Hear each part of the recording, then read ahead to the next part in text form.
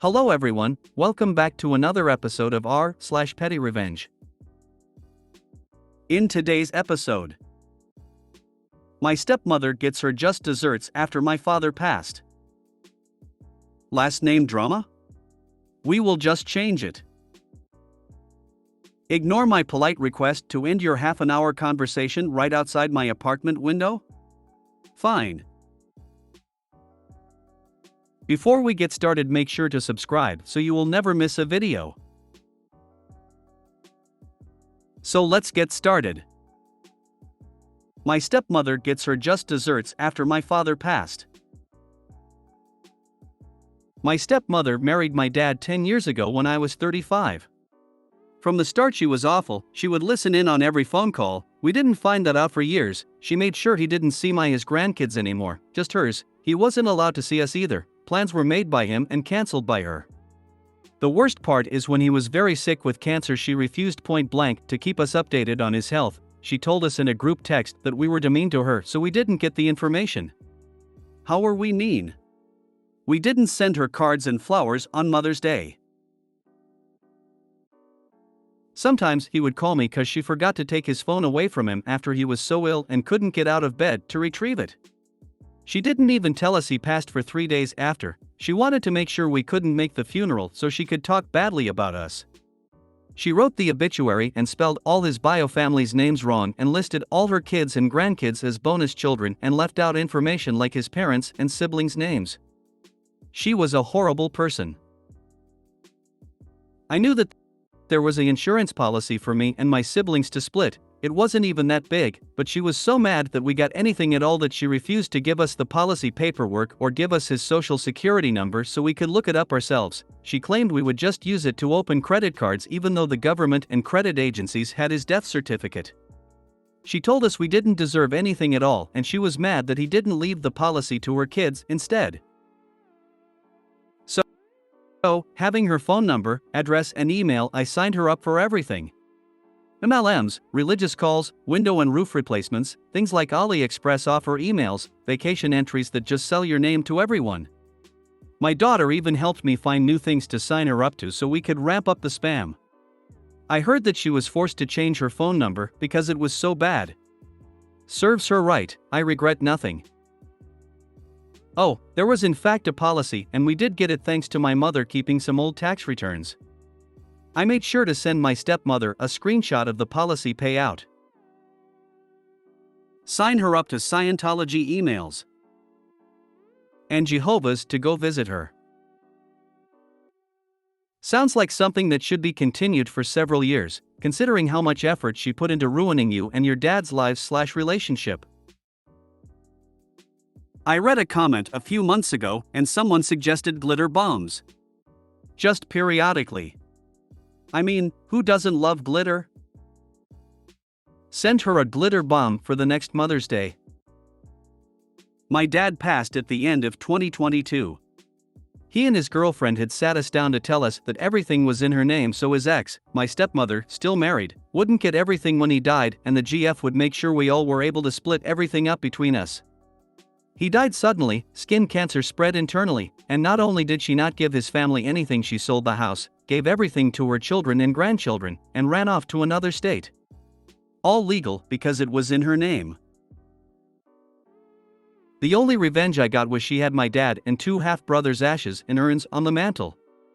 I had been staying with my dad and was soon to be moved out, so I waited for her and her daughter to go to bingo one night and replaced all of their ashes with dirt from the driveway that the cats used for a litter box.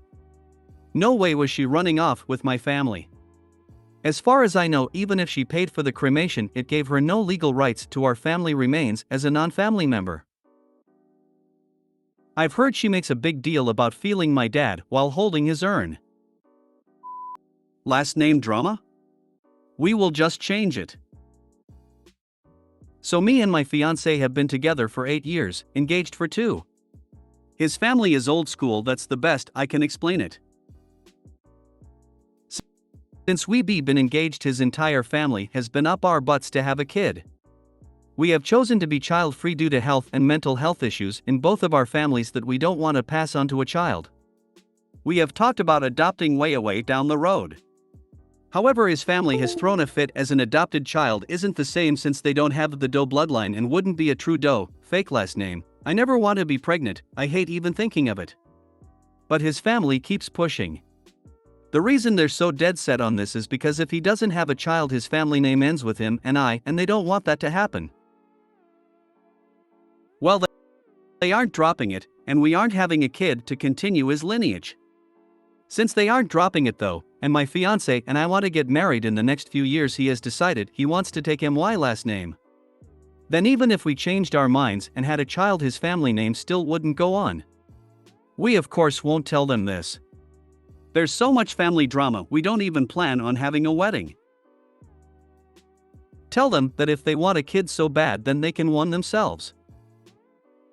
My grandparents had 12 children with over 50 grandchildren and counting.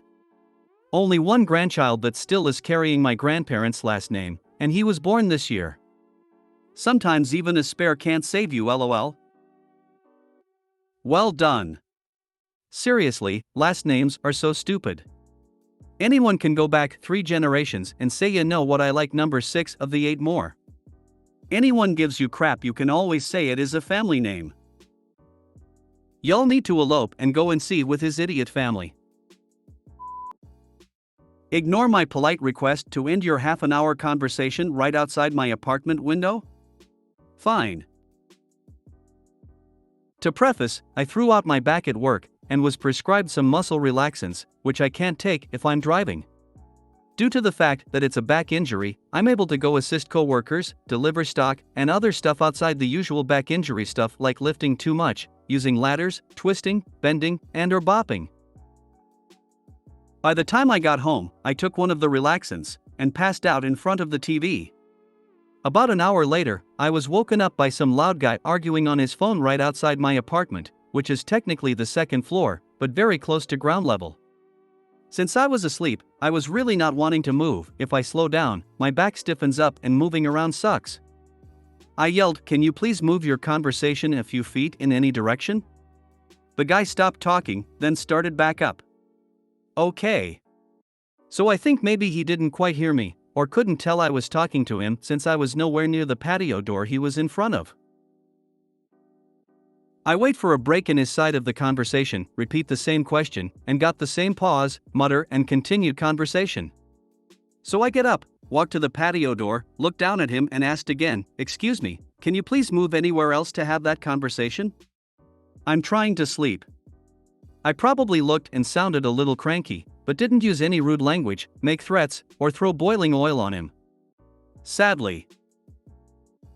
He immediately goes full aggressive mode, says it's public property and I can F and dollar off.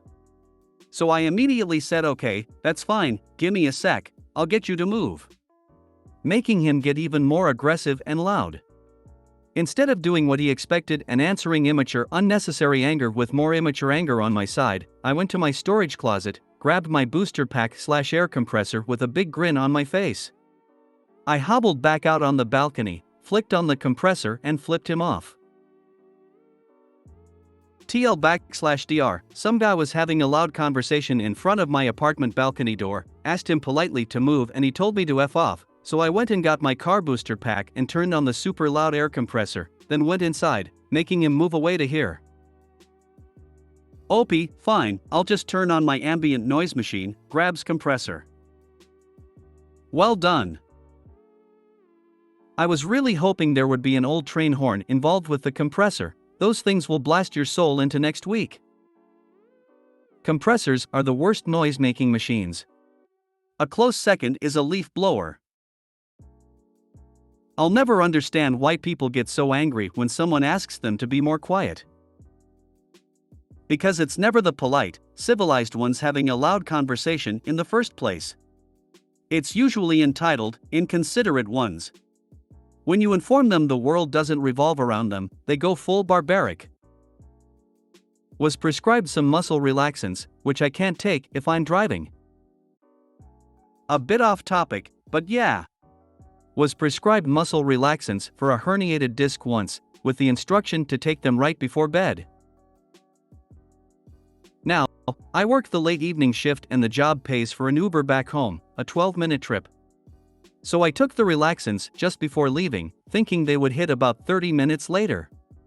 Nope. I almost instantly felt flabby. Jelly bones. I slowly walked to the car, tried to not fall asleep on the back seat, and barely made it to my bed. No way I would have been able to drive. As somebody with a back injury, I know the exact feeling. I use an air horn with a vuvuzela on the end. Scares the shit out of assholes like that. If you made it to the end of the video, thanks for watching. Don't forget to like, subscribe and share, and we will see you in the next video.